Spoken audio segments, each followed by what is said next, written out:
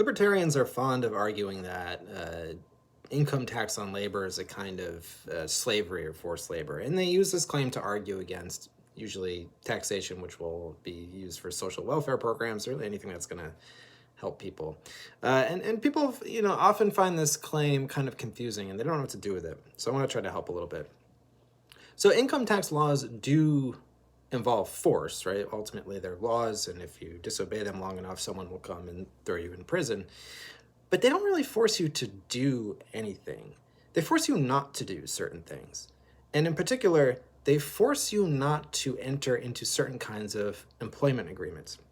In other words, what you cannot do is you cannot enter into an employment agreement, so any agreement between an employee and employer, where the government is not also a party and where the government does not collect some percentage of the value of the exchange that occurs in the context of that agreement. You can see why they don't say that, because it doesn't make for a very good slogan.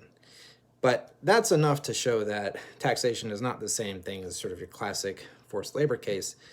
Now, the idea that it's slavery takes it to another level, and to me, just really badly misunderstands the nature of slavery, right? To be a slave is to occupy a particular social status, right? Slave is a social category, which means that you are no longer conceived of as a person. You are reduced to property.